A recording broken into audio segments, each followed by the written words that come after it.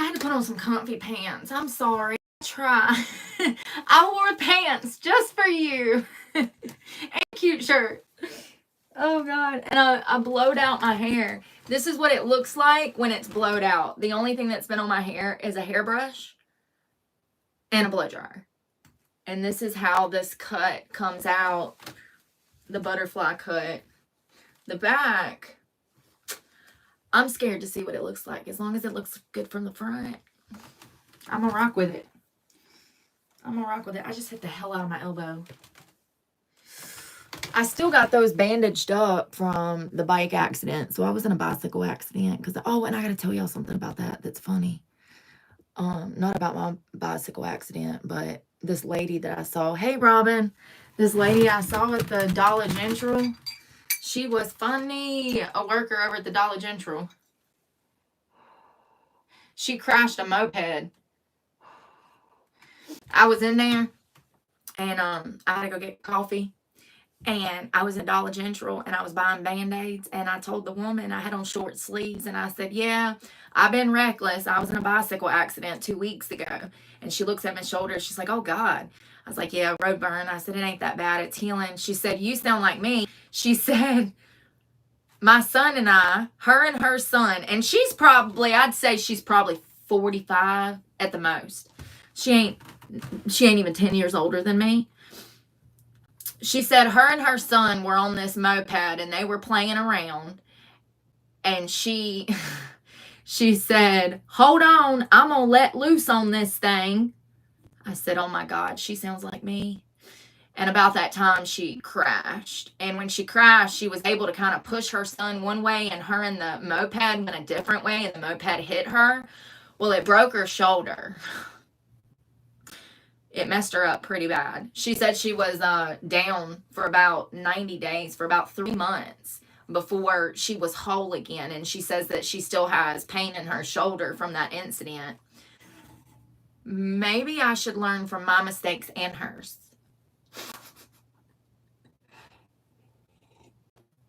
Maybe God put her in my life this afternoon so that I don't get a dirt bike. Because y'all know I've been looking for one, a street legal one.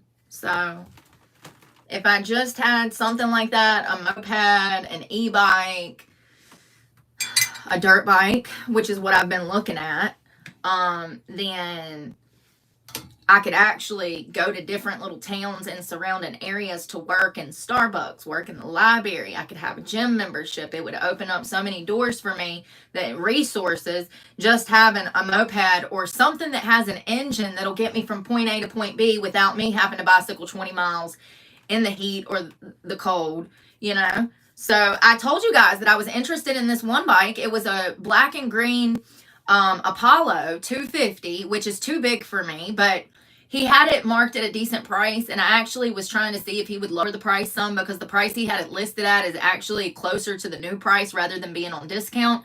And it's not it is a new bike. So anyways, I messaged the guy, and he acted like a complete idiot. I think it was a child. I think it was a child. He called me bro after he knew my name was Brooke. I ain't got but so much patience, and I have to save what patience I have for important things. I blocked his ass. Sure did. Listen, when I say I got $1,000 in cash, honey, you better take it and kiss my ass, you know? Like, he couldn't talk. He did not know how to communicate. And if I come to you with cash in hand ready to do business, you better talk some sense, because if you're incapable of talking sense, I'm going to think you're a crook. I'm not going to trust you. You don't seem like a reasonable, stable person that I want to buy something from. Do you get what I'm saying? Man, I was like, the audacity of this kid. Block. He was like barking commands. He's like, when can you be in South Carolina? Like, what? I thought you were selling a bike. Anyways, and I would have met him halfway if he was talking English. And he spoke English. It was his first language. His name was Eric, and he was an idiot. And so I couldn't trust that Eric was going to sell me a bike that was worth a darn because he seemed, you know, irresponsible, unstable, mentally unwell. When you don't know how to communicate, it bothers me. Yeah, big time. I will literally never talk to you again. Anyways, it was crazy. Yeah, so I think I need to learn from that lady over to DG, though. Hello.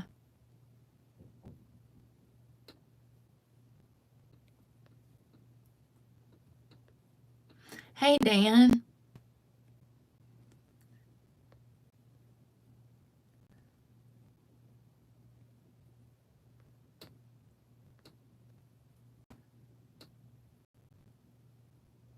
You can't see my title? Is there no title on this?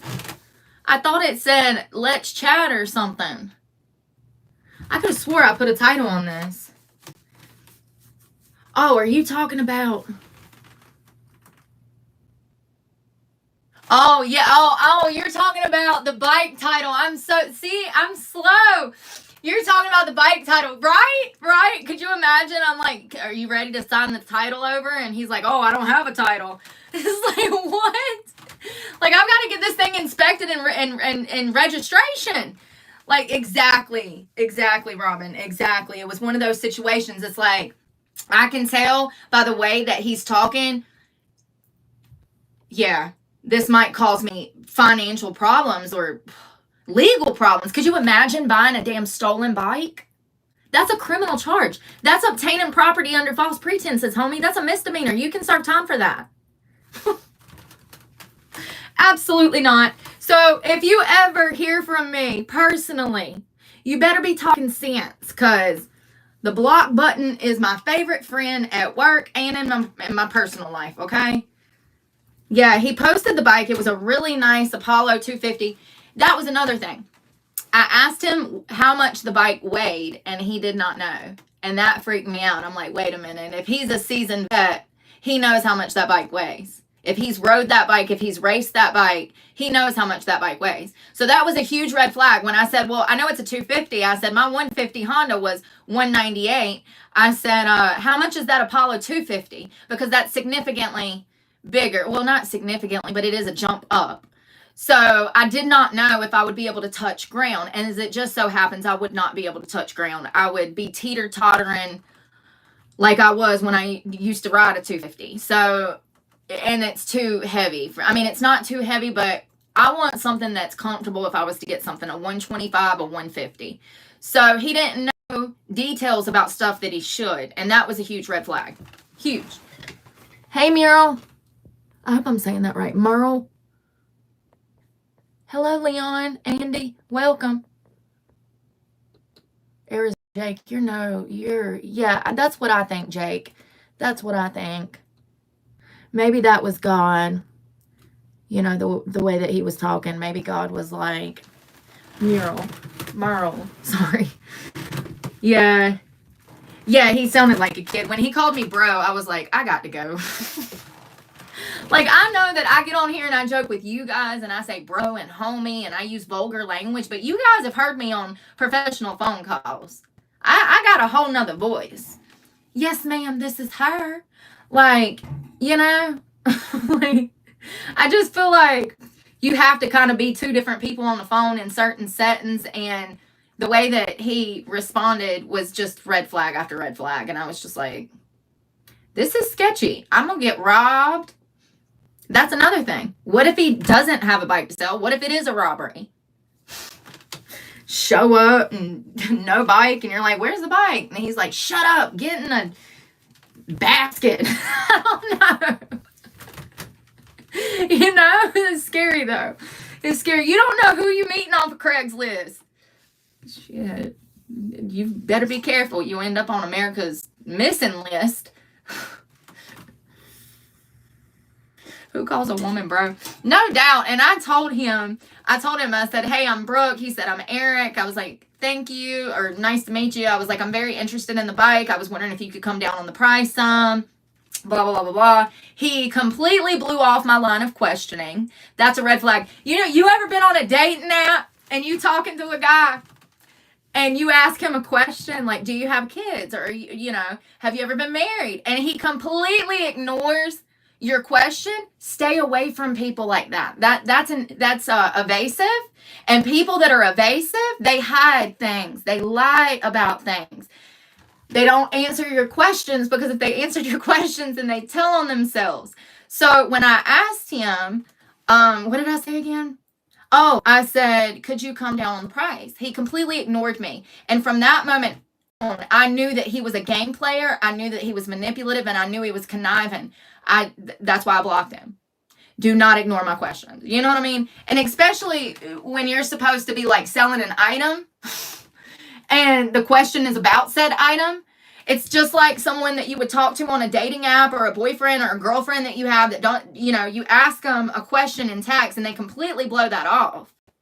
Stay away from people like that. That's all I'm saying. They're very secretive. They're sneaky. It's a red flag in business or relationships. It's crazy. Poor customer service. No doubt. I wish I could rate him. I'd give him a 2-star out of 10 just because he did answer the phone. But other than that, I mean, when he said his name was Eric, I was like, oh, thank God. Okay. I mean, I don't know what a bad name would be. Ted Bundy, Charles Manson. I don't know. But, you know, it just seemed like, and he said he was in South Carolina. I'm like, oh, this is probably some grown man that, you know, used to race and it's got out of it and took good care of his bike. He probably changed the oil every time he come off the track. He probably changed the filter, you know. That's how I initially felt about it. And then I told him, I said, I want to get in contact with the DMV to see what I need to do. And I also need a motorcycle license, and I had to set up an appointment for that. So that's why I took that pre-test online. So I said, can I contact you Monday? And so he was like, yeah. And I think this was last Monday, or was it this Monday? I can't remember, but I contacted him on Monday about pricing. And then that's when he was like, bro, and he's like, I just got home from work. And he's like lingering, like he's like, this is nails on a chalkboard. That's small talk when I'm trying to do a business deal, you know? It's like, I don't care. Like, you posted a bike and now you're telling me your life story? Like,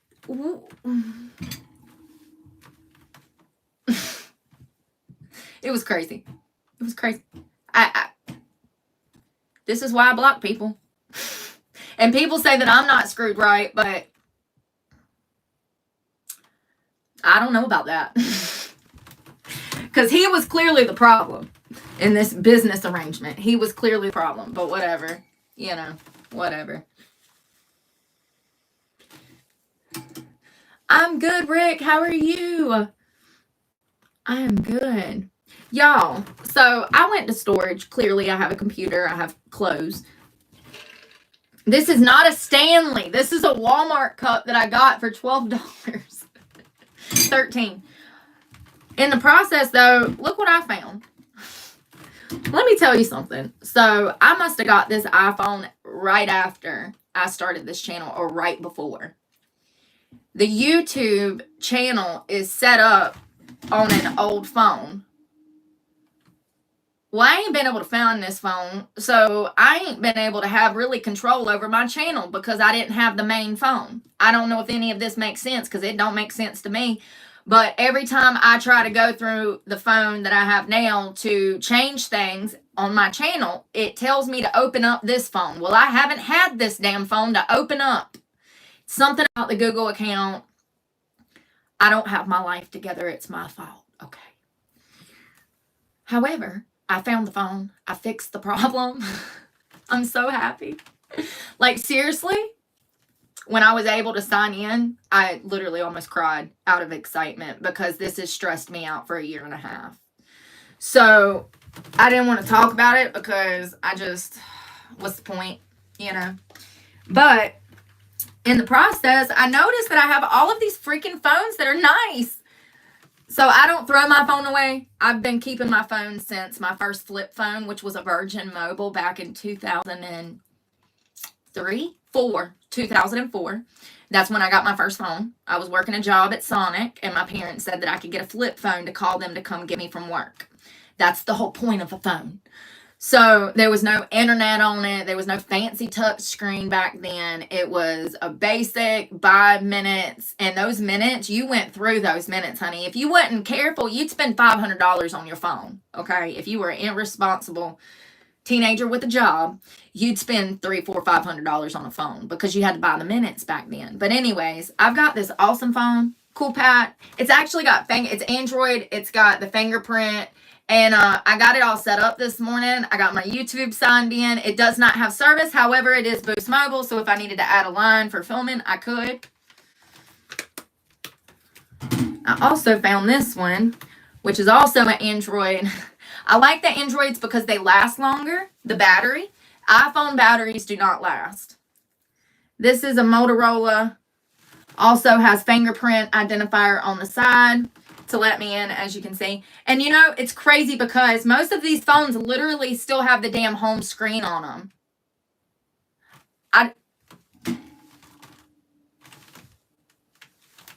I don't know where they come from. I don't know how long I've had them. I don't know why I got so many phones in great condition. I don't know. But, you know, I got another bag of about 16 at the storage shed. The way I see it, with my supply of cell phones, I should be able to film content for at least the next 10 years with no problems, okay? Now, that does not include the service. That's just the devices to get me through. But, you know what it is? I'll tell you how I got all these nice phones. Every year, Boost Mobile used to give you a free phone. These were free phones. So every 12 months, when I would go into Boost Mobile, they'd say, hey, you ready for your free phone? I did that for about 6 years. They don't do that anymore. Not only do I have these two, but I also have 2 iPhones, 2 iPhone 6s that are brand new that came from Boost Mobile as well. That were free phones. Yes, they used to give you a free Apple. You would have to pay an additional maybe $100, but they would give you a free Apple. They would take the cost of one of their free phones and they would apply it towards the Apple and you would pay the difference. Anyways, I grabbed the Androids because those are my favorite, and I also needed this one for my content to get into my main account. Maybe now that I have free roam of my own damn page and I can change things and fix things, maybe now things will get easier and I can somehow get those hate channels blocked from stealing my content. It's still going to be a slow process because I am homeless and I don't have resources to do everything today, you know? I'm so excited to have those phones. It does suck that they're Boost Mobile because y'all know I'm trying to get away from Boost Mobile, but I just got to do with what I got. You know, I got to do what I can with what I got right now. So that's what I plan to do. You know, one thing I noticed is that these phones work better and quicker. They do. Especially this one. Like, it just comes on so much quicker. And like, look at me. Look at me and my bougie ass back in the day. That's when I lived in that $1 million house.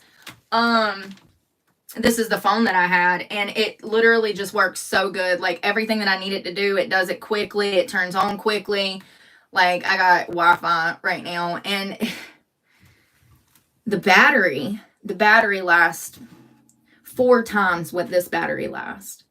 I'm telling you, they're literally manufacturing these things so that they're worse off. It's in the benefit of them. It's always about money.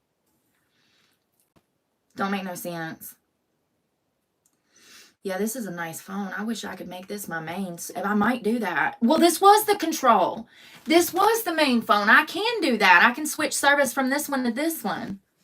And then, yeah, I can do that. I don't know why.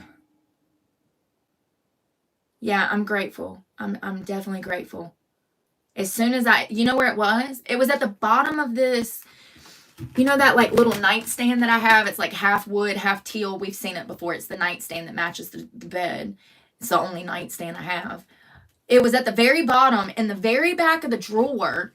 It had like got pinned up, standing up at the very back next to a whole stack of paperwork and all of this stuff. So I didn't even know it was back there. I'd actually ripped the whole drawer out. And when I did, it flopped down on the paperwork. And I was like, holy shit, there it is. Like, I was like, I've been looking everywhere for you. a missing child. Like, I've been looking for like 18 months, maybe longer, for that phone. So I don't know where I'll be putting stuff and what be going on, but what are you doing? Nothing much. What?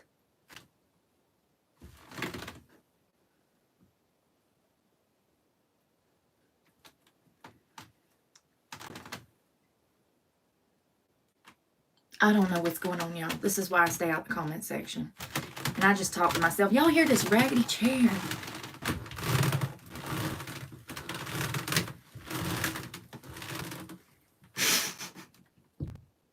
me see if I can be quiet.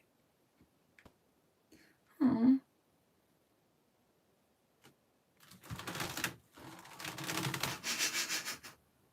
It sounds like I'm smashing crackers to put in a meatloaf.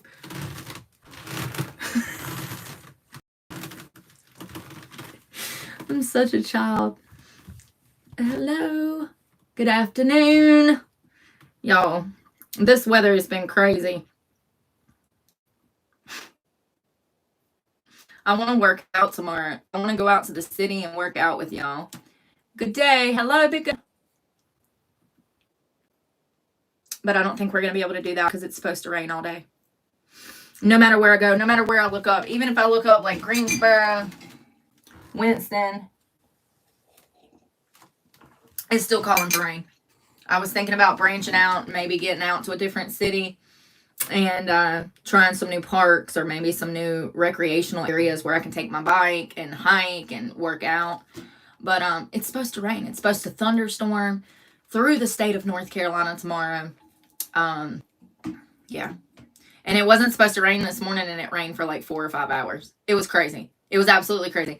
I literally checked the weather so that I could schedule a ride to my storage unit when it wasn't raining. And then at 7 a.m., when it's not calling for rain, it starts raining as I'm headed to the storage shed. And the whole time I was at the storage shed, it rained on me. You gotta be kidding me. And it wasn't even calling for rain once again. And then they changed it. By the time I made it to the storage shed, it was a 90% chance of rain until like 11 a.m. I was like, you've got to be kidding me. That's how it be. That's how it be. You know, you can't plan for nothing. The moment that you do, it doesn't matter how you plan. It's just going to go all, the fit's going to hit the shan. The more you plan, the more the fit hits the shan.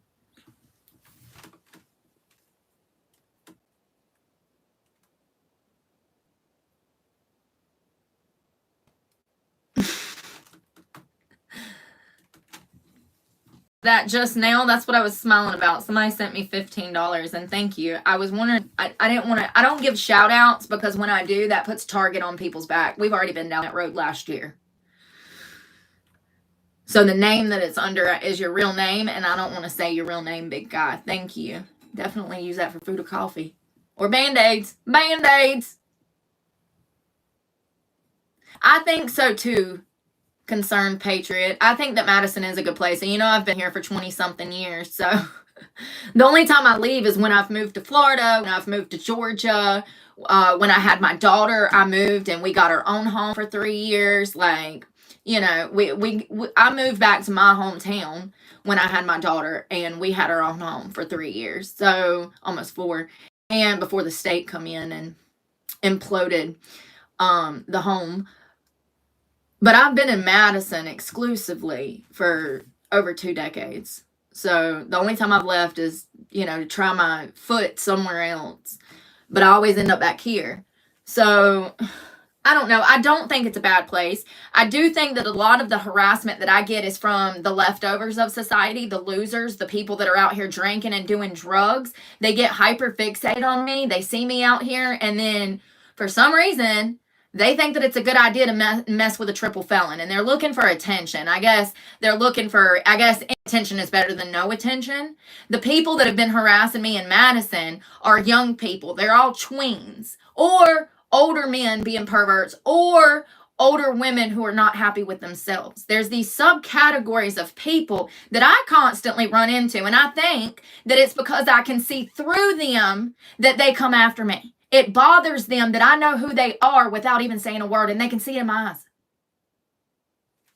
I know it sounds crazy. I know it sounds crazy.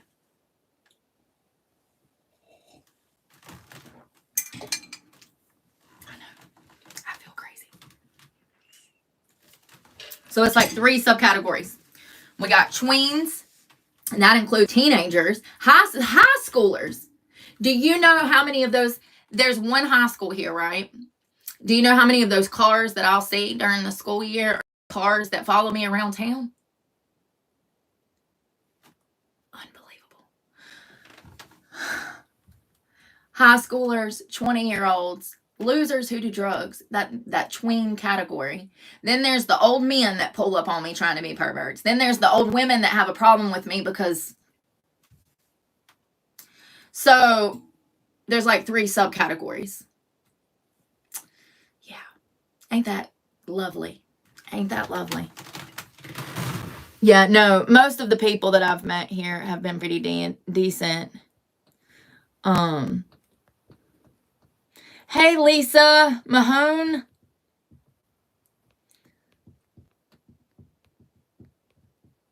Sorry, y'all missed that one.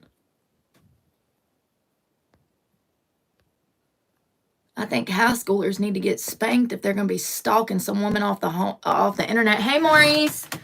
Yeah, you know, that's the problem with these kids nowadays. And we were talking about that on the internet. Wasn't that us this morning, me and one of my followers? Wasn't that y'all? Hold on, let me think. Somebody commented on the lack of empathy and compassion in the upcoming generation, how cruel and heartless they are because of the way that they've been raised. And I have to agree. It's really concerning how the upcoming youth views each other in society. They treat each other like crap. They're disrespectful to each other and to everybody else around them, including themselves. You know, there was a man that was arrested in a burger joint for pushing a kid on the ground that was throwing water on his wife. And, you know, I can tell that kid's never had discipline before. He was completely disrespectful. I think he was 16 or maybe 17. His parents had dropped him off at like the burger spot, and then he had met up with some other friends. They're all in there in a booth wreaking havoc on the restaurant. They're being loud. They're throwing water on each other with straws. So just imagine, let me paint the scene. You got 4 youth boys, teenage boys, hellions, in a booth on this side. Then you got another 4 teenage hellions, boys, on this side. So you got 8 hellions stuffed into a booth, horse playing, throwing water, being completely disrespectful to everyone in the establishment. And they met their match that day. One of the customers said, "Hey, stop throwing water. You're throwing water on my wife." And that teenage boy popped off at the mouth. And then he was on ground. And then that lovely, lovely citizen was arrested. All of this could have been avoided if what? If the parents of those children were responsible for their children instead of making their children the responsibility of the restaurant. This has become a huge problem in recent years. Places such as McDonald's actually have an age limit on how old you have to be to even come into some of their establishments throughout the United States. I agree with this. I am actually on the side of the businesses with this. It is not the business's responsibility to raise your hellions. There has been times that I've pulled up to restaurants and noticed so many teenagers either lingering on the front stoop of the restaurant or inside of the establishment, and I will go elsewhere. Y'all ain't about to get me up in some shit because your parents didn't raise you right. I'm here to tell you, though, my grandma one time snatched up this little boy in the neighborhood and spanked his ass in front of the entire apartment complex. How she did not go to jail for that this day, I still do not know. He was a bully. He was bullying one of my siblings, one of my younger brothers, and my grandmother had been to his mother's house several times to talk about how this child was a bully. All I remember is either one of my siblings got hit or he was crying. Something set my grandma the absolute hell off. All I remember is her coming down the stairs. I remember her picking the kid up. I remember her doing one of them half leg up, you know, where you go like this. You like lay something on your leg. I remember her doing a half leg up, bending that little boy over and wearing his ass out. And I remember when I was standing under this tree, I know exactly where we were. It was like yesterday.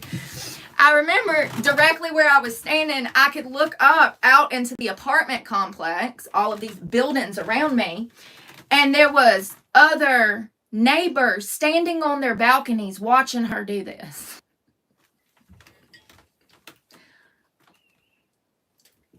You know, he was no longer a bully after that.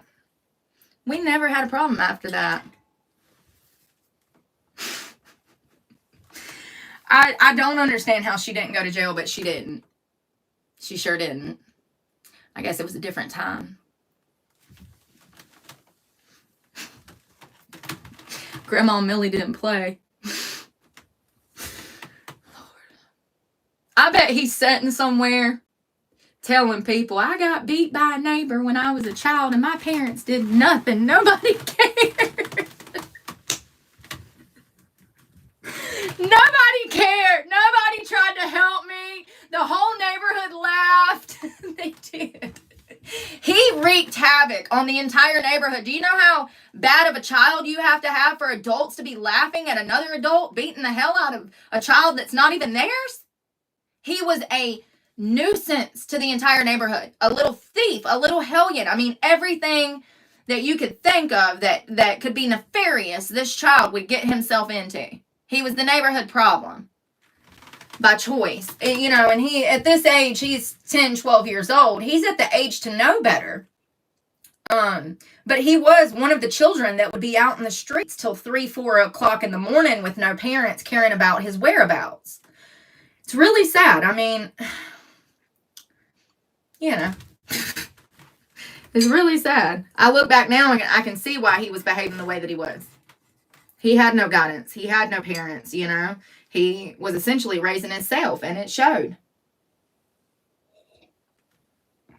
Yeah, Grandma Millie was crazy, y'all. I'm telling you. Absolutely crazy. Her and Mama both. Mama slapped a teacher one time. I said, Lord have mercy. And she didn't go to jail for that either. And she didn't slap her in the face. She slapped her on the hand because the teacher was literally holding me so hard and would not let me go and was shaking me like a rag doll in front of my mother. And my mother popped. And the teacher let me go, and my mother yoked me. And then she removed me out of that school after that and put me elsewhere. So things was different back then. I miss those days. I miss those days. Can we take it back to that? For real. Can we take it? No, I'm joking. I don't want people out here spanking other people's children, but can we take it back to a place of like discipline where you can defend yourself and stand up for your children without the risk of going to jail? I mean, it's crazy. It's crazy out here.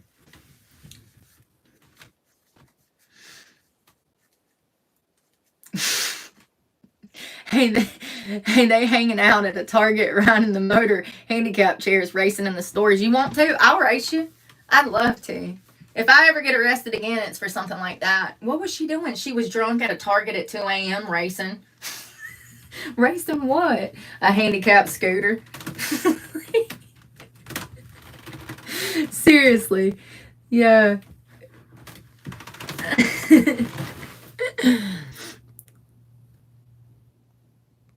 Absolutely. Raise your own children so society don't have to. Did y'all see? I know we ain't supposed to be talking news, but I want to talk about this little boy because it breaks my heart. And he ain't a little boy. Well, he was 18. Out of Florida, they found his body in a retention pond after he hung out with some cousins that he had never met before. So let me start from the beginning. This boy was 18. His mama decided to take him on vacation to Florida, I do believe. Hold on. Yes. This is just so sad, y'all. I'm so sick of these young people dying. Oh. As soon as I had a picture of him, I said, I got to talk about him, this lovely family. So the son's in the middle. He's the one that's deceased. His mother, and that appears to be potentially his father. So they all went on vacation to Florida to see family and relatives. You can see him on the boat here. He looked like he was really enjoying his time in Florida. Like, he looked like he was made for Florida. Hold on, I'm going to show you a picture in a minute. He's got on American hat and stuff. And another picture I have of him wearing Carhartt. He looks like a Floridian, honey. Okay? Look at that big old beautiful white smile. They don't know what happened. So essentially, all of the family met in this one part of Florida. There was family members he had never met before. He had some cousins that or a cousin that had friends hanging out with him. So it was a car full of people. So it was the cousin, and then I think 2 other suspects. I'm calling them suspects. 2 other suspects. So we have the cousin and 2 of his friends, and then the one guy from another state that come to Florida to visit the family. The cousin says, "Hey, why don't you come hang out with us, cuz?" These cousins never met before. The mother allowed her 18-year-old son, allowed. The mother said, "Yeah, go hang out with your cousin." He was never seen again until they found his body in a retention pond. They don't know what happened. The suspects have said that all of a sudden he got erratic. He jumped out of the car. He was taking his clothes off. He just got erratic and took off. Is that what we're going with? Let's see if there's an update. Now, could that be true? It could if there were drugs involved. I'm wondering, and this is so hypothetical, I'm wondering if this cousin and his friends got this 18-year-old boy mixed up into something nefarious. Gave him drugs, gave him fentanyl, methamphetamine, something like that. Now, if that's the case, they'll be able to do a toxicology on this kid and figure everything out. And these people would be arrested for that because this kid died. So, and they can charge you with the death of a person for distributing a controlled substance to said person. If I'm a heroin dealer and I sell you heroin and you go and die, I can be charged with your murder now. And thank God for that. Thank God. But the story, the math ain't mathing. And if it don't make sense, then y'all know that it ain't true. And I just want to be clear that these are all children. I understand that they're 18 years of age, but psychologically, they're not. They're psychologically still children. So sad. I feel horrible for the mother. I really do.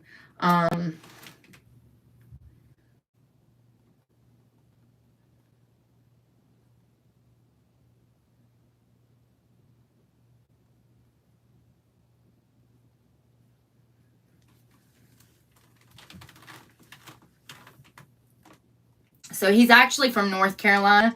I guess that explains the American flag hat and the Carhartt.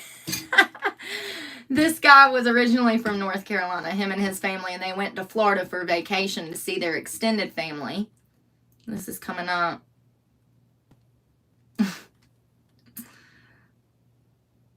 Family seeks justice. This was just posted this afternoon. Family seeks justice after missing North Carolina teen is found in a Florida pond. This is out of Brevard County. The family of the 18-year-old Giovanni Pellettier is searching for answers after the North Carolina teen was found dead in Manatee County Pond earlier this month.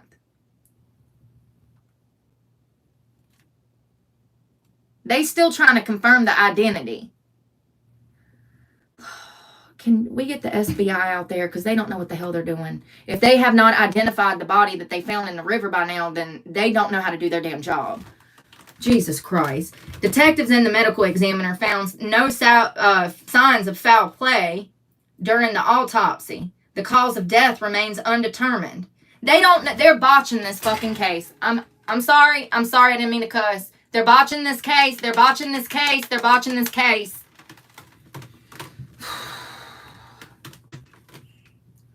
Toxicology results could take several weeks. They're botching this case.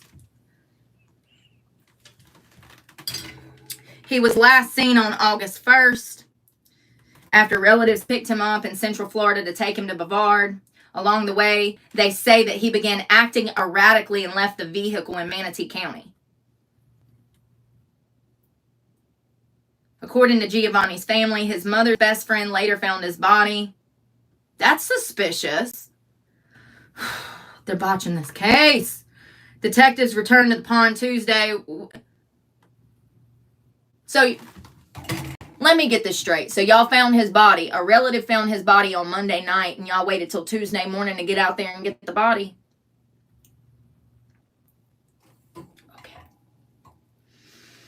Detectives returned to the pond on Tuesday with their dive team searching for anything that might be connected to the case. Oh, so they did get his body out on Monday.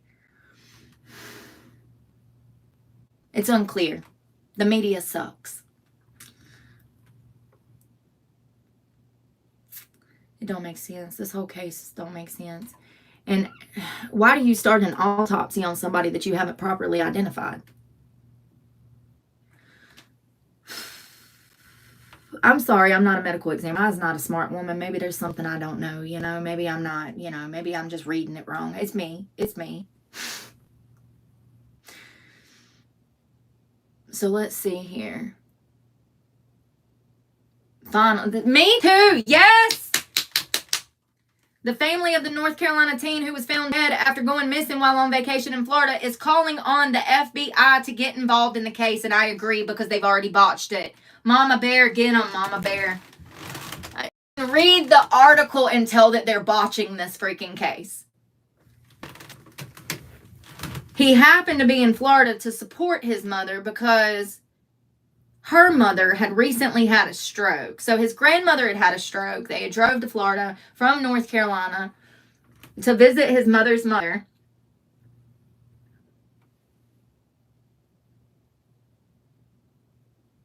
So it looks like they were actually out doing a search party for him. And the mother's friend had joined the search and was devastated when they made the discovery. So this was not a singular person from the family that made the discovery. This was during a search party search that they found his body in the retention pond. When they said that a friend of the family found it, I was like, that's sketchy. How did he know? Do you know how big Manatee County is? It's huge. How would he know where in Manatee County to even look for the body unless he put it there, is my point, So, but now context is everything. So they had on foot searches. The family has started an online petition asking the FBI to investigate because of what they call a lack of urgency displayed by local law enforcement. Amen. They haven't even, they're saying that they haven't even properly identified the body.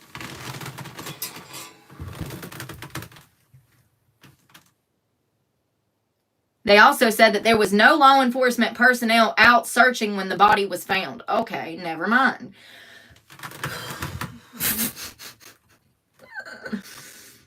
There was a search party, but the search party did not have local law enforcement in it.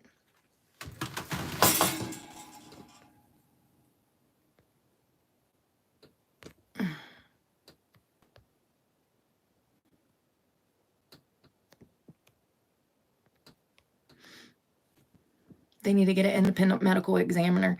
I agree. I agree.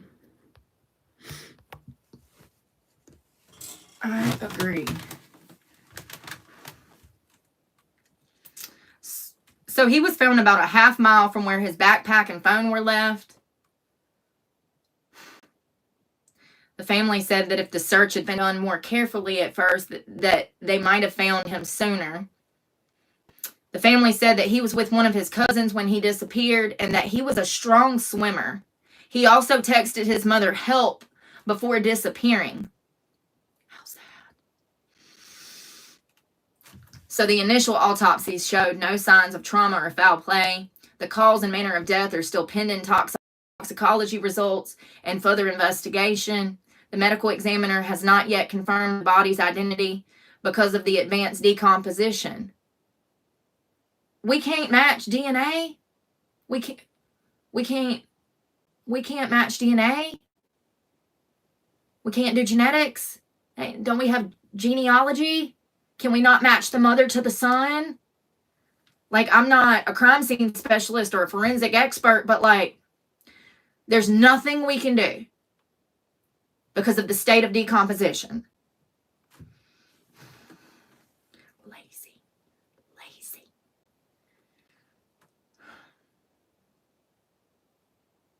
They said that the body was in the pond several days before it floated to the surface.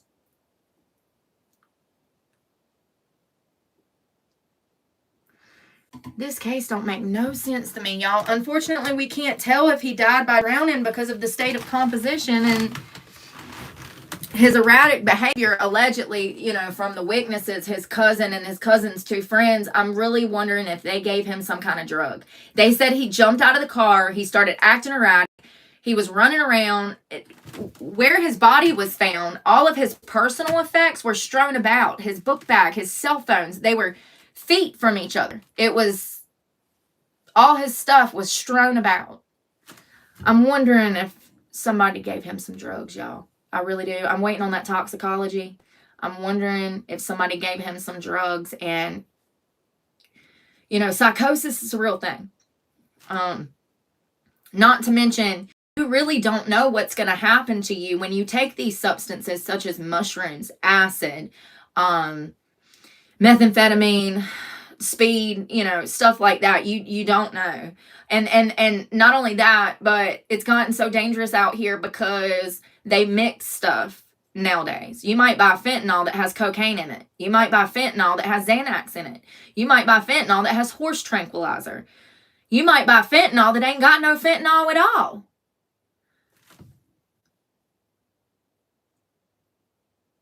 I really hope that he doesn't have drugs in his system, but it's really one of the few explanations in this case that would make sense. Unless, you know, Lord forbid his cousin and his cousin's friends actually like drowned him in the pond, or, you know, I don't know. And in that case, I'm sure investigators will find out and people will be arrested. But it's a really weird case, and it's really sad because he looked like such a happy kid that was really just going with the flow and enjoying life. Him and his mother had such a close relationship too. He was being raised right, and you can tell that. And it's so sad. It really is. He was a beautiful kid with a beautiful smile and a beautiful heart. And it's just so unfortunate and mysterious. I really hope that drugs didn't play. Well, I don't know. Would I rather him have been given some drugs and wigged out and accidentally drowned, or would the alternative of his friends and his cousin killing him be better? I don't know. He deserves justice, and the truth deserves to come out because he deserves to rest in peace. And God, his poor mama, his family adored him. It's sad. It really is. It's extremely sad. Where's my vape? Oh, there it is. I'm sitting on it.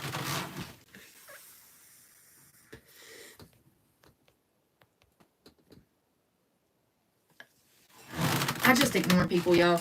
I really do. People, they don't have a dream of their own, and so they try to crush everybody else's dreams.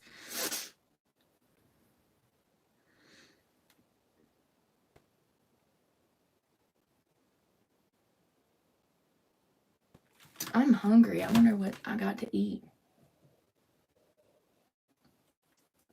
Bullied him to death? Probably. I don't know. Hazed him and down. No clue.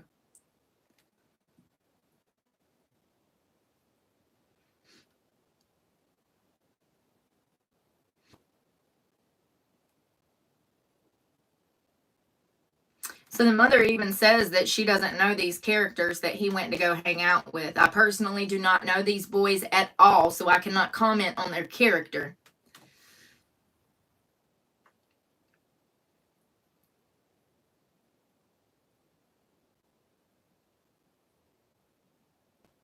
So they have sent off stuff for forensic testing to positively identify him.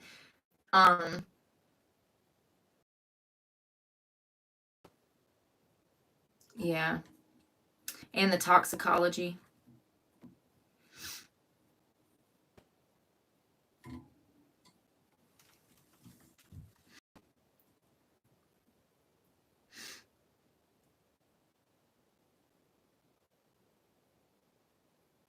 Happened near me. Cole Thompson. He's still missing. Was he on the Dan River?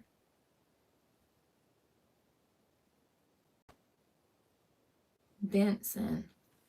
The NC SBI has a thing out for him. Oh.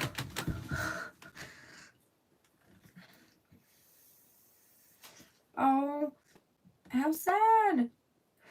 Christopher Cole Thomas. Missing person. 11/25/2016. Out of Johnston County.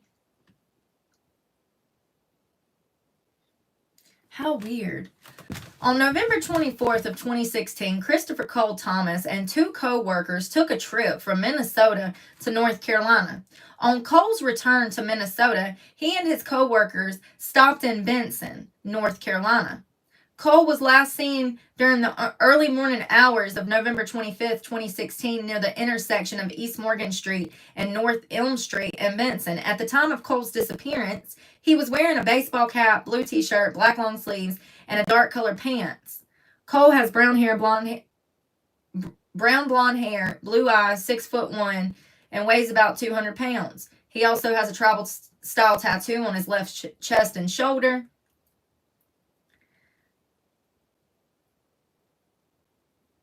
That's all it says. But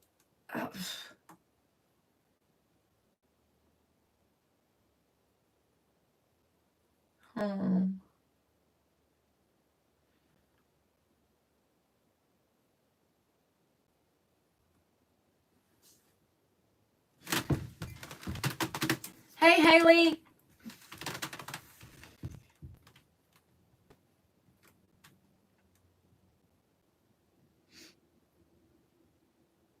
Oh, God.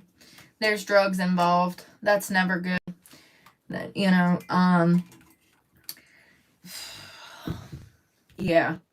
It's going to heighten your chances of going missing.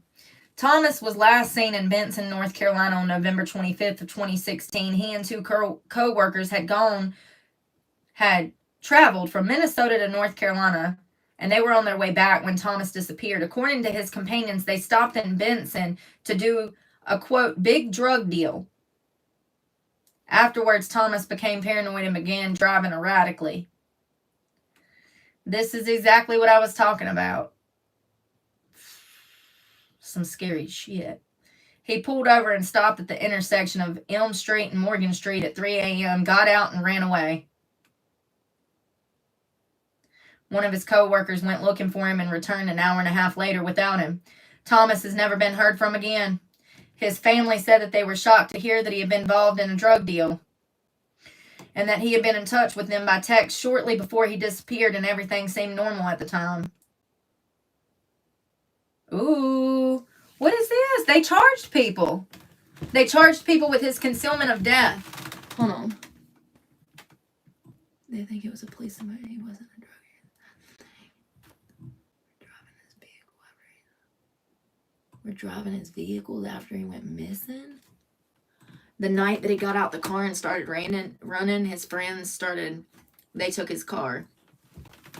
In July of 2017, 4 men were charged with the concealment of a death in Thomas's disappearance. Jeremy Bryan Carpenter, Rudolph D. Leon Jr., Anthony Riddle James Jr., and Julian Vowles Jr., all of them except D. Leon, were also charged with obstruction of justice in the case. Vowles and Carpenters were the other 2 co-workers who were with Thomas at the time of his disappearance. In September of 2019, all the charges against the suspects were dropped. They ain't got no evidence. I mean, there's nothing. They have no body. All they have is these men's stories. You can't charge them with concealing a body when you don't have any proof that they concealed a body. So that's why the charges were dropped. The prosecution said they did it in order to avoid compromising a possible future prosecution for homicide. No, you did it because you ain't got no damn evidence. So it looks like Thomas Cole had attended the University of Florida, studied sports medicine, but then decided to become an electrician. In October of 2016, 1 month before he went missing, he had moved from his hometown of Live Oak, Florida, to Minnesota to start an apprenticeship in the field. You know what comes hand in hand with blue-collar work? Methamphetamine use. Lots of it. Construction, electricians, carpenters, all lines, especially third shift workers. His case remains unsolved and foul play is suspected.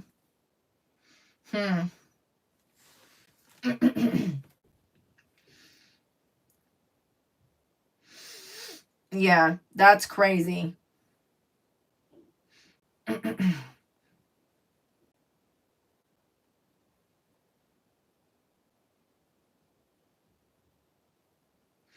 Yeah, that's absolutely crazy. Let's see here. I want to see what else they have on him.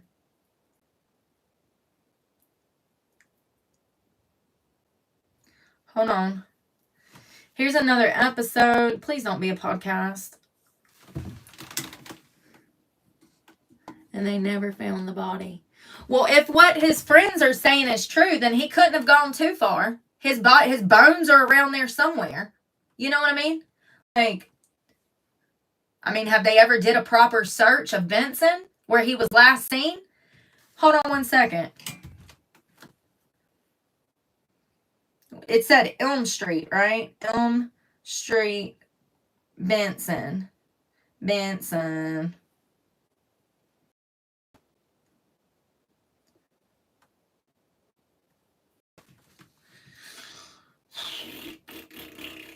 I bet they never even did a proper search.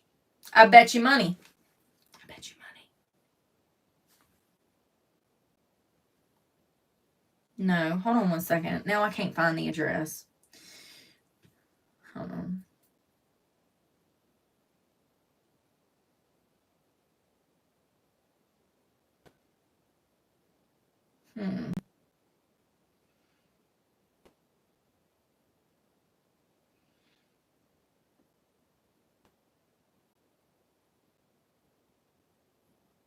Got off at Interstate 40, stopped in the town of Benson.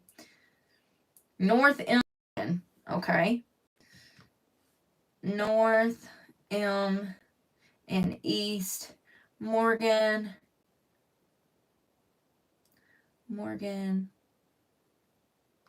Benson, NC.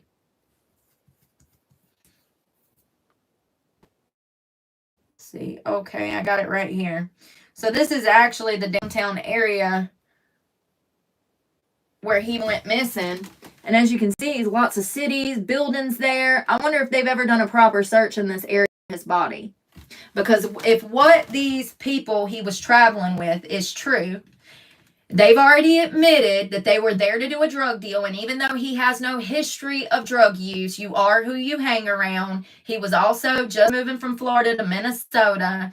He wouldn't have left Minnesota to come to North Carolina to complete a drug deal if he wasn't involved in it. Sorry, I don't mean to break any heart. I'm not trying to be cold. But I think he absolutely had a history of drug use. I think that he was coming out here to buy and sell drugs and do drugs. And he probably got a bad batch of something, as his friend said, jumped out of the car, went off running, probably injured himself, and his bones are probably laying somewhere downtown. And look at all of this wooded area around where he would have hid if he was methed out of his mind, losing his mind. So, in my opinion, his body's probably somewhere around there. But also, you are who you hang around. The fact that his passengers admitted that they got him to drive out here for a drug deal is very telling. I don't think they did anything to him. I really don't. I think he probably...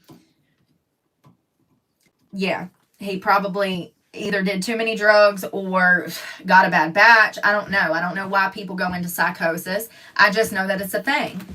I think it's a thing. Many layers, yeah.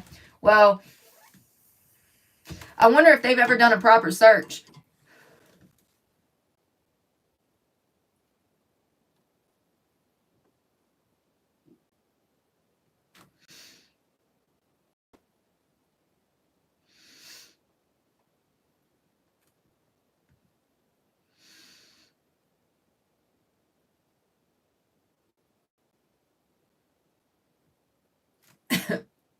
So his coworkers did lie.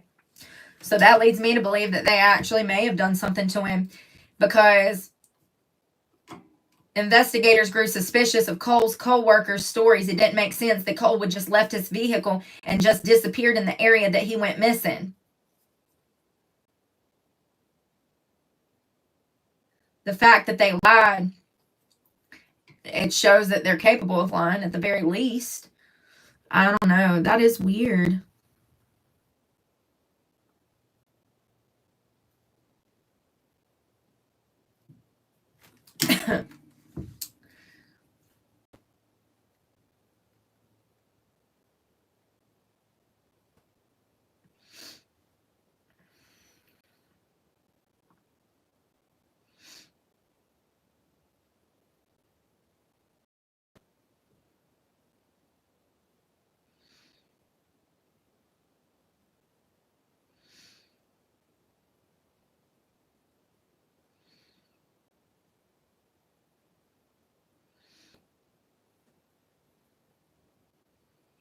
That is so weird. I feel bad for his family. I bet it is.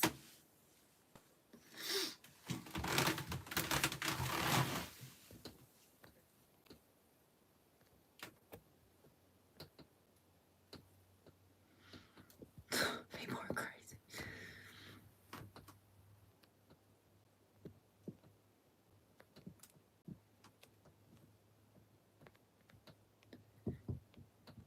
People are so dumb. The reason I just block them is because they're always on coke. Jody.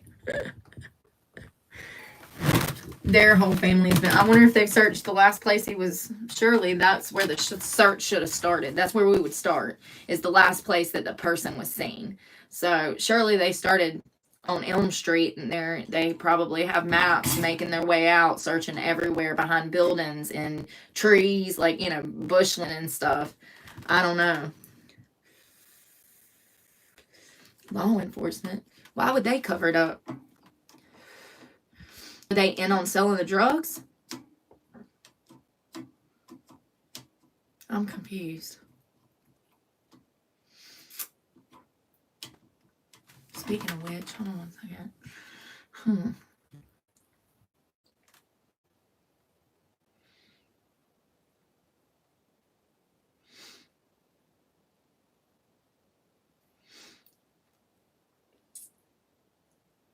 What? Yo, I was looking up Charles Fagart. They done killed another inmate in Jacksonville.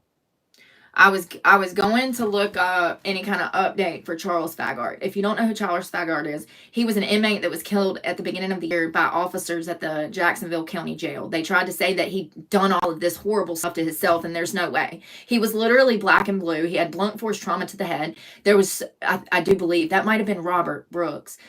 Hold on, and I'll tell you. But there's another inmate yesterday that passed away at the hospital from the same jail. David Wayne King, 41, was found unresponsive in his cell at the Duval County Jail Thursday, where he remained until his death. Detectives are said to be investigating the circumstances leading up to his death. There are no reported uses of force against King by either staff or inmates. He was arrested in March for drug possession. The report actually lists him as being physically disabled. So it looks like they're doing an autopsy. Investigation underway after Jacksonville inmate dies at the hospital.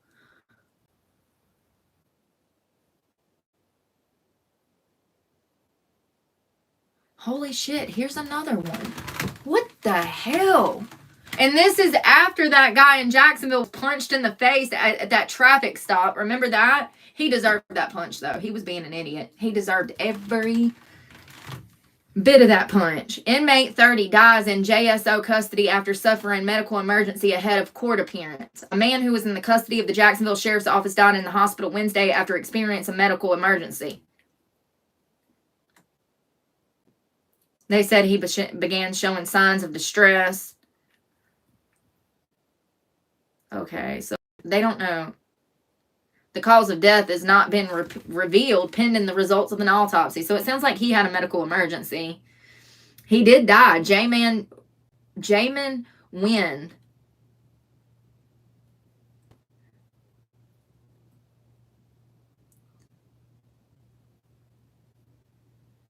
So all I see is that those 9 officers were suspended.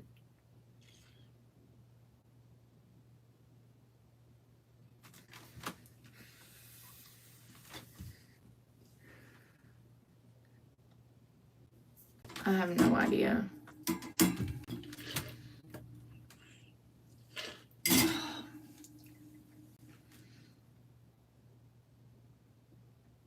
So yeah, they said that they put him in a restraint chair and that he caused all of these injuries to himself.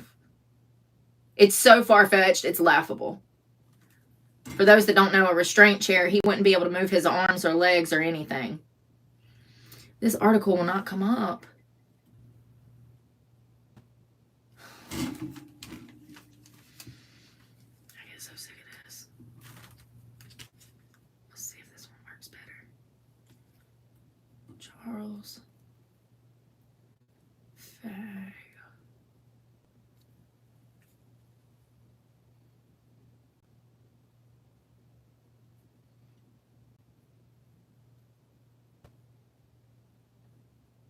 Looking for an update.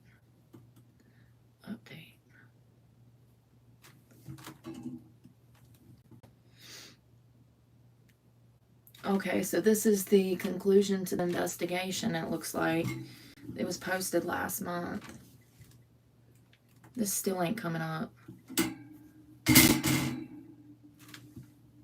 Old phone, new phone. How does the old phone work, but the new phone don't? I'm going back to all my old phones. I'm so done with 5G. So done.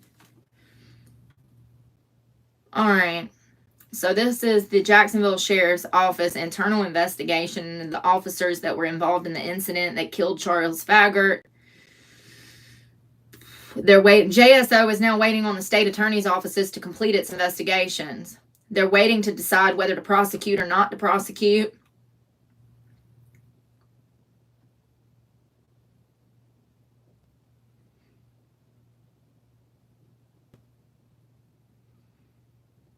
At this time, they're not trying to share any information about the investigation.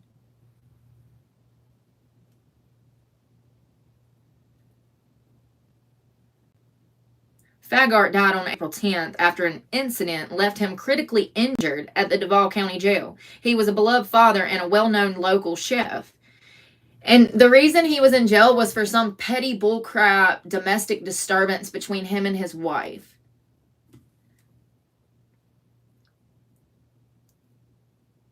Criminal mischief and simple assault. And I don't think that simple assault was against his wife, but I could be wrong.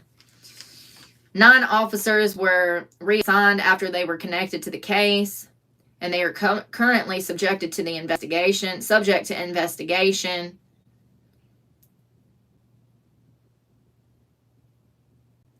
JSO released a redacted version of the incident report on April 14th, and the exact circumstances that led to his death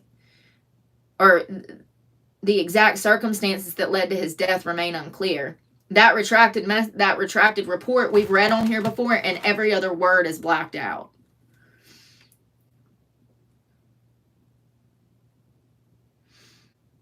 The jail incident report from the incident that led to Faggart's death claimed that he told jail officials he was on fentanyl.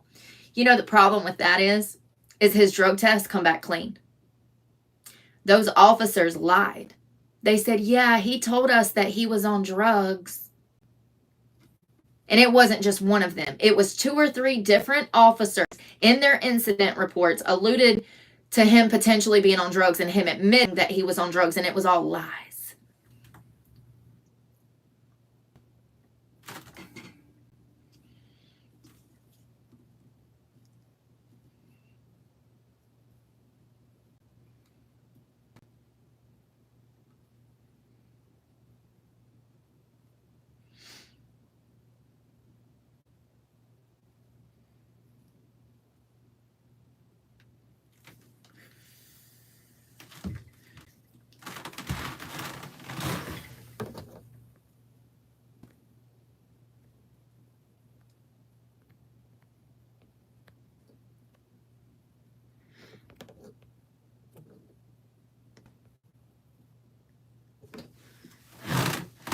No, you're right, Holly. None of those people know me. They've never met me in their lives. Not one of them has ever had a conversation with me in real life.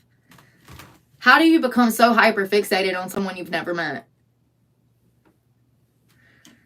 I think it goes to show that these mental health problems are much worse than what we think.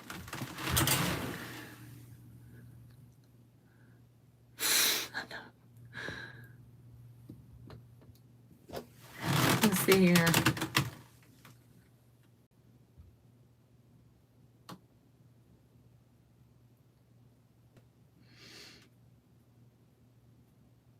What is going on?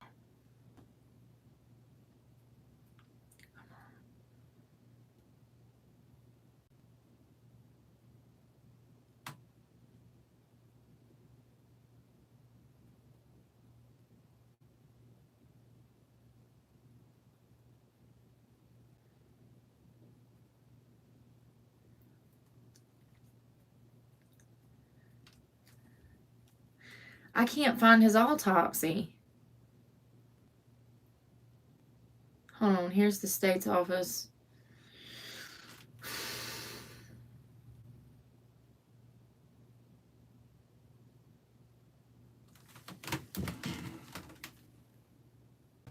Yeah, they're not releasing it. Why? Y'all got look, this phone's still thinking. I done been to like 4 different websites. Is this one still thinking? State's attorney says that the autopsy won't be released. How convenient for them. We need laws on the books. Anytime there's an inmate killed in police custody, that autopsy is to be released no matter what. Needs to be a law. Needs to be a law. Anytime an inmate or someone that's been arrested is in police, state, DOC custody, if they die in DOC custody, that autopsy is public information immediately. The fact that the court can seal that and not release it is very telling. How convenient for them. Let's not forget that prosecutors are on the same side as law enforcement. Prosecutors will be corrupt for law enforcement if need be. They're on the same side. How convenient. Yeah, I don't know. I don't see anything that's changed. I don't see. I was hoping to see that those officers were arrested. They were fired, but nothing happened. Damn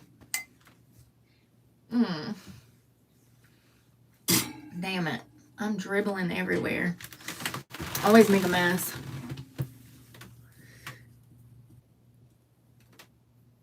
Oh my God. Anyone asking inappropriate questions are going to be blocked.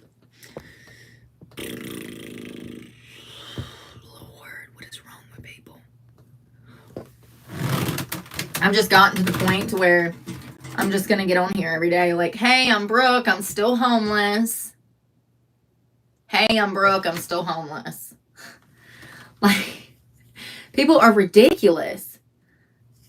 They're like, oh, she's drinking water. She's not homeless anymore.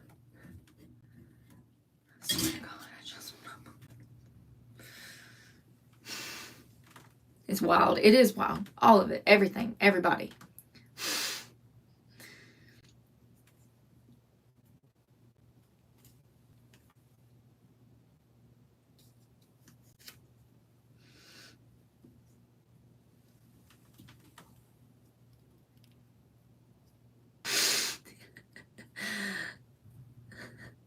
I'm doing well, Paul. How are you? Hey. Am I going to block some of my own followers that like...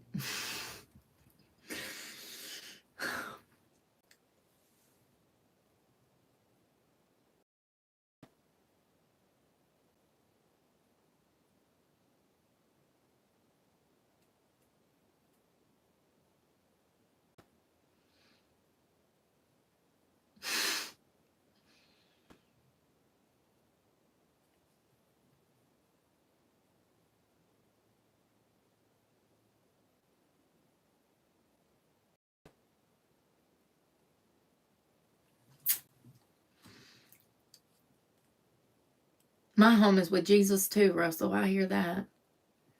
Hunky dory. Thanks for asking.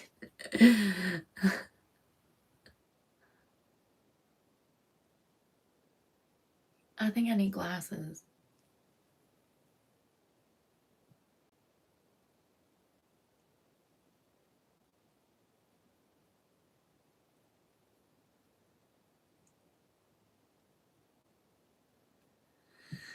What is this? What is this?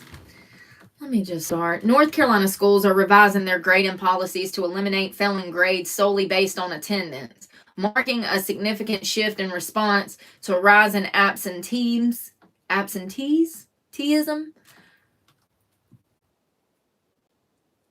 You've probably heard an F for failing grade on a report card, but you might not have heard of an FF.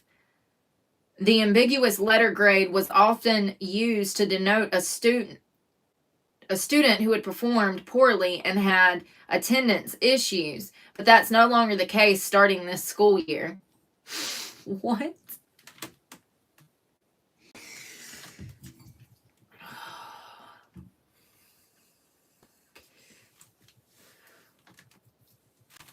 So what does this mean? Does this mean that we just gonna let them miss as much school as they want without any consequences? Let's see. I have on a nicotine patch.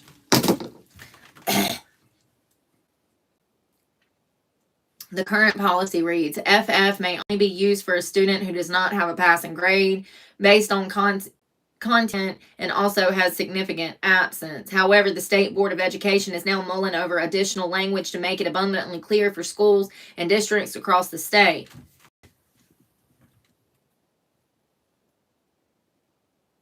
So they can't fail a student for attendance now.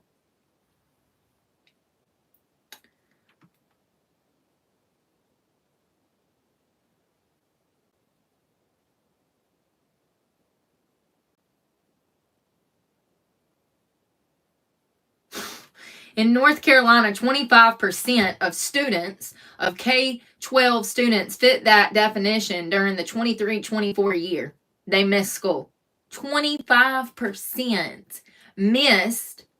They were absentees. They missed 10% or more of school days in a year. 25% of students missed 10 or more school days in a year last year. Data shows an increase in chronic absenteeism since COVID. Despite slight declines in 23 and 24, numbers are still not where they were before the pandemic. American Indian and Black students tend to have the highest rate of chronic absenteeism.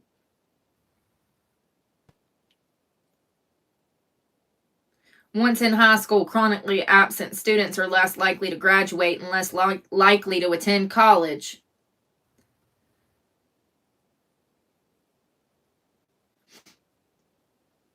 So they can't fail them for missing school now. But what does that mean going further, like forth, like as far as... So in retrospect, now we're going to have a whole bunch of kids that just miss school and think that they can just do their classwork and not show up to school at all?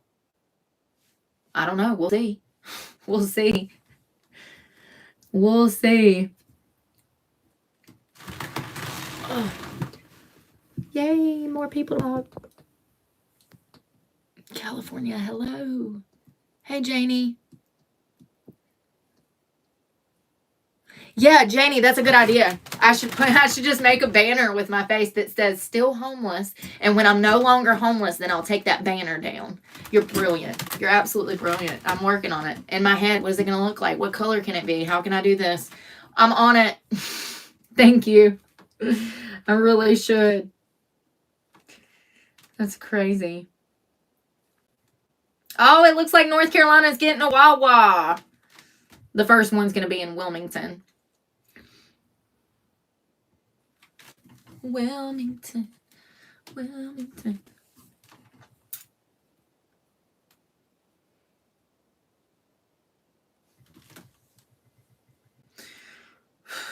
Who Yes, when is this from? August 13th, 2025. Missing North Carolina woman found in a toolbox, dead.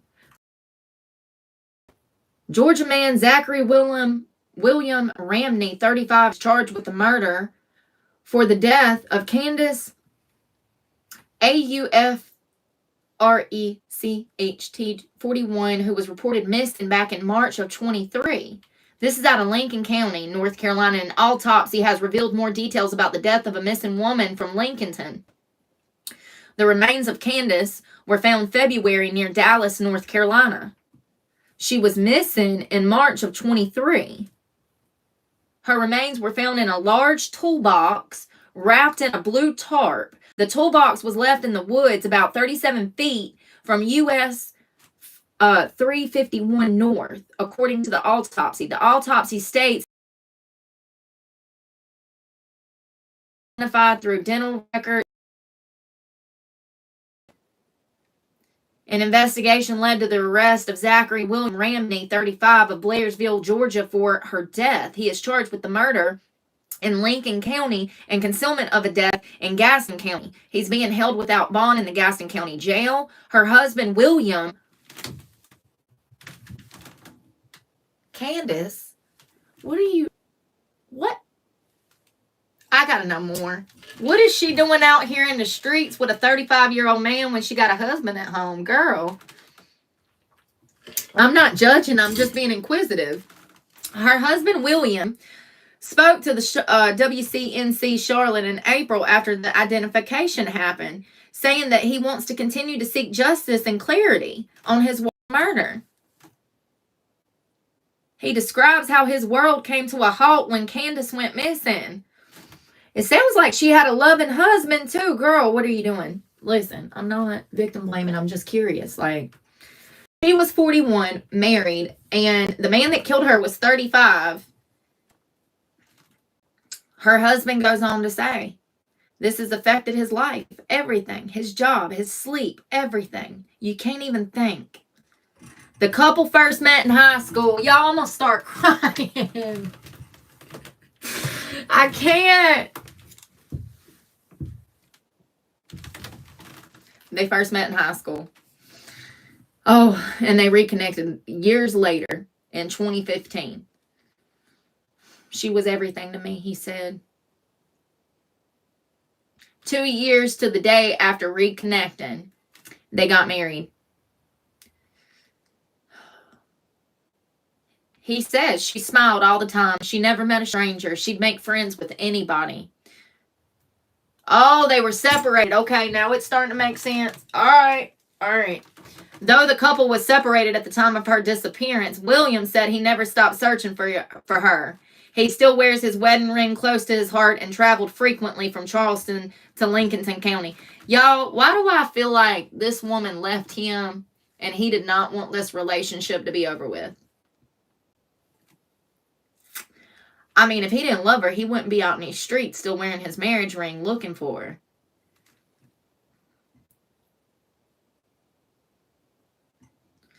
He says, I would take trips from Charleston all the way up here for a night, go to the soup kitchen where the homeless camps were, and I'd pass out flyers. Sometimes I would do it 2 or 3 times in a week. Well, that's all you got to tell me? Hold up. Wait a minute. Absolutely not.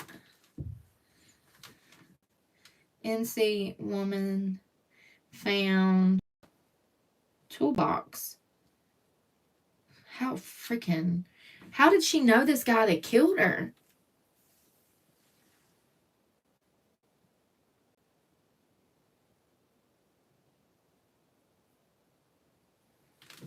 Let's see.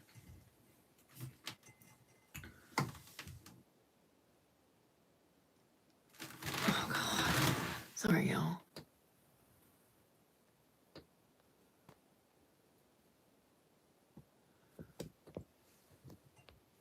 Hey, Christy.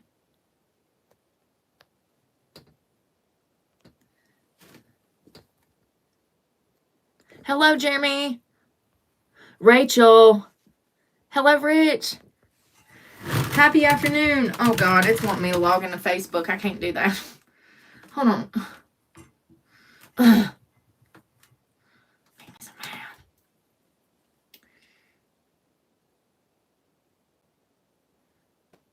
Oh, it says this is the autopsy, maybe. I think this is Candace. Oh, it's Facebook.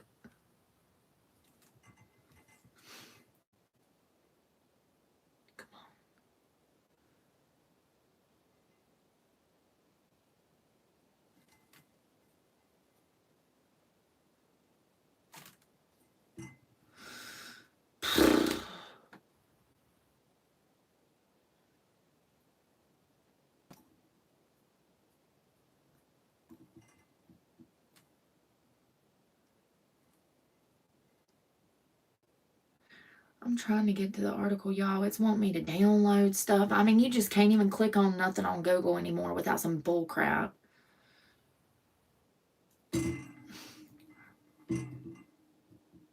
Candace, C-A-N-D-C.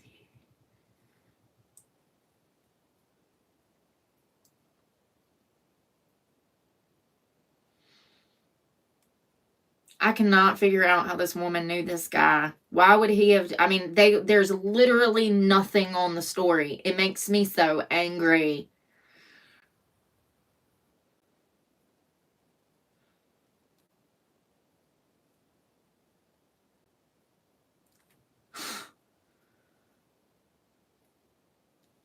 Let's see. Come on, please, Jesus, help me.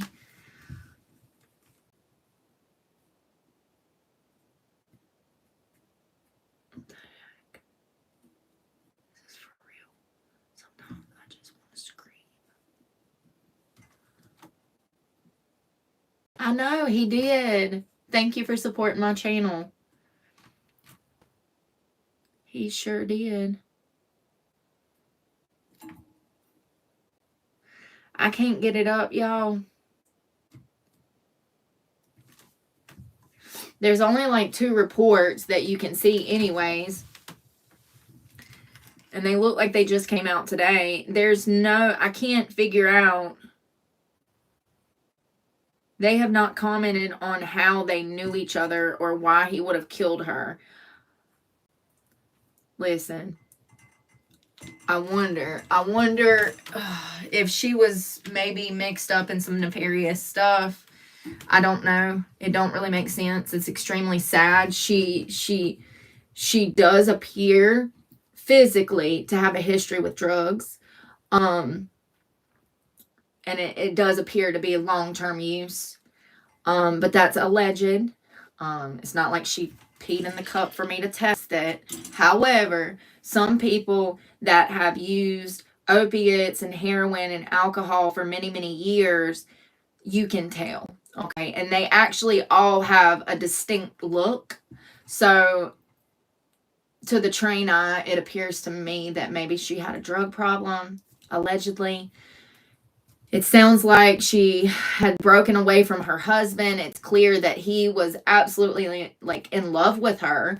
I wonder if potentially, hypothetically, going out on a limb here, I'm wondering if her drug problems led to her leaving him, led to maybe some line of sex work, which led to her death. I don't know. That's actually the most reasonable, common scenario explanation, but I don't know. It's sad. It really is. They're not releasing any information. They won't say how Candace was linked to this guy, how they met. There's nothing. And matter of fact, there's only a few reports on this even out there, and it's simply talking about that he was arrested. I can't even find the report from where they found her body initially in the toolbox with the tarp and the gunshot wound. So it's unfortunate. The World Wide Web was designed to keep all of us informed. It was supposed to be an encyclopedia, that was in the air. And it's actually had the opposite effect, in my opinion. Media news history is being erased as we speak. When I go to dig up content, it's extremely hard to study a lot of these cases. I'm curious to know who people like or what people like Benny Johnson or Candace Owens or I don't know. Even Bailey Sarian, which is one of my favorite makeup and mystery type of people, she started that. I wonder what they use to search these articles and to get their content, because they always have so much information. And when I go to look, there's no information. Maybe, yeah, anybody know? Even DuckDuckGo. It's not, you can barely find anything. The best place for me to find content is actually the library. Ain't that crazy? Books. Books. So sad. I think the saddest part is to know her husband really adored her. And I don't know what led to her being mixed up with this other guy that murdered her. But history has a way of repeating itself. Her pictures tell a story. Her condition tells a story. Yeah. It's really sad. No one deserves to die that way. No one. Well, a pedophile.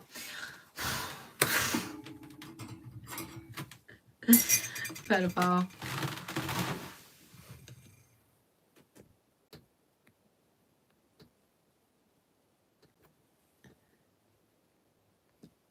Yo, it sounded like it stopped raining. Hey, Aldo.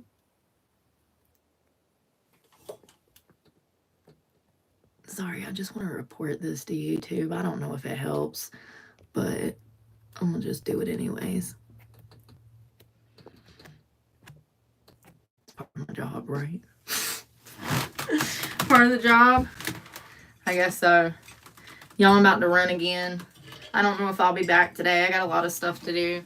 I'm looking forward to tomorrow. I want to see if it's going to rain. They're calling for it most of the day, but if it doesn't, then I want to get outside and do something. I feel like I've not been working out as much as I usually do. I haven't even been lifting weights. I haven't been doing any of my strength training, and it definitely takes a toll on me emotionally, because that is the one thing, fitness is the one thing that gets me through my depression. Seriously. So I need to get back into it. Maybe this weekend, we can get back into it when it's supposed to be nice, because I think like Friday, Saturday is supposed to be really nice. Let me just use this one. Damn iPhone ain't worth a damn. Let's see. Weather. Boom. Pop right up. Yeah, Friday and Saturday are supposed to be beautiful. Or no. Saturday and Sunday. Saturday and Sunday. And actually Friday too. It's not supposed to rain till 7 p.m. But you know how that shit changes. You know how that stuff changes.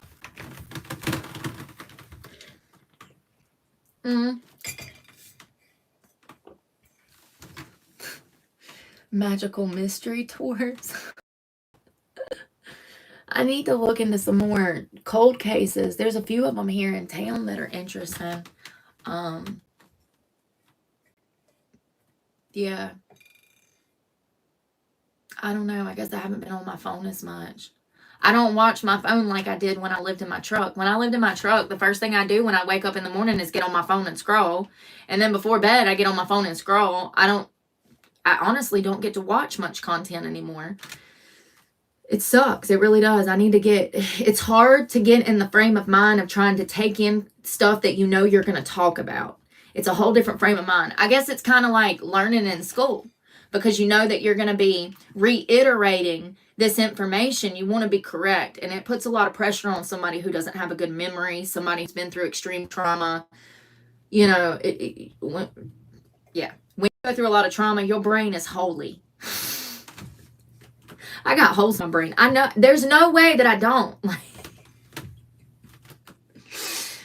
If I don't, then why does everything fall out of my head? There's got to be holes. There is a leak somewhere in my brain, because I cannot hold on to anything, okay? I cannot retain information like I used to before all the trauma. A bad memory is a telltale sign of a traumatic past.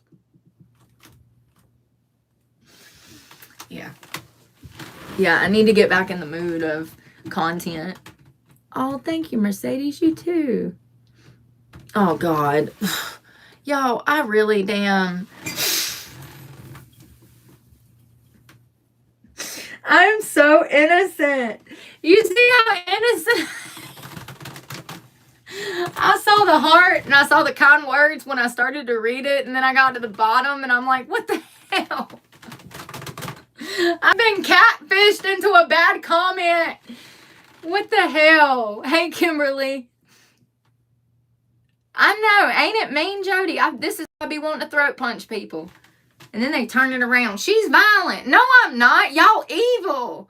I'm out here ready to unsheath my sword to damn put evil in its place, honey. Don't be playing.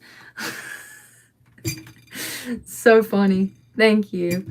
I'm trying. But I'm going to run, and we will talk tomorrow. Oh, bye, girl. Hey, bye. I'm glad you're doing well. I hope everybody's doing well. And I'm praying for you guys, and y'all pray for me because God knows I need it. And we will probably talk tomorrow. Hopefully it'll be outside somewhere fun and not in a broom closet. I love you guys, and I'm praying for y'all. And y'all be safe. Bye, y'all. Bye, Janie, Kimberly, Paul, Michael. Y'all be safe out there. Holly, it was good to see you. Christy,